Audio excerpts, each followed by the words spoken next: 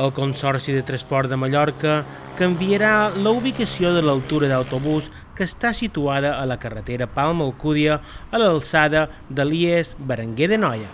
I hem vist que fent una petita obra, canviant una mica la configuració actual de la carretera, sí que és possible acostar el bus a la zona més propera a l'institut, de tal manera que els alumnes no hagin de travessar la carretera per davallar. No? És una petita actuació que podem assumir des del Consorci de Transports i que, fets una mica els estudis previs, veiem que és viable i que se podrà posar en marxa ben aviat. Des de fa molts anys, la direcció de l'IES Berenguer d'Anoia ha denunciat la perillositat que suposa l'aturada d'autobús. Al centre acudeixen alumnes de la zona nord, principalment del municipi d'Alcúdia, Pollença, Sa Pobla, Campanet, Buja i Selva.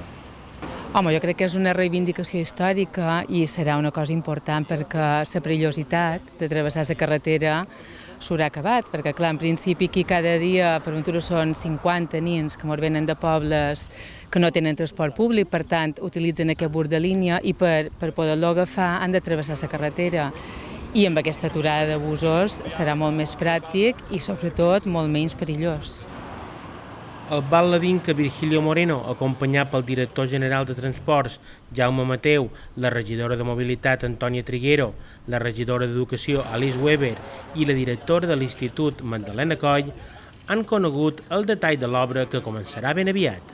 Per nosaltres és una satisfacció que novament des de la Conselleria de Mobilitat del Govern de les Balears, i vull agrair molt al director general de Transport, el senyor Jaume Mateu, que hagi escoltat novament l'Ajuntament d'Inca, que hagi escoltat novament la ciutat d'Inca amb una reivindicació històrica com és aquesta aturada de transport públic aquí de vores Berenguer d'Anoia. Segons els tècnics de la Conselleria, les obres tindran un cost aproximat de 33.000 euros i afectarà les línies 340 i 351, que són les que donen servei a la zona nord de Mallorca. Les feines consistiran a suprimir una part d'espai enjardinat que separa la carretera del vial de servei pròxim al centre i el poliesportiu municipal. Aquest espai servirà com a aturada pels autobusos.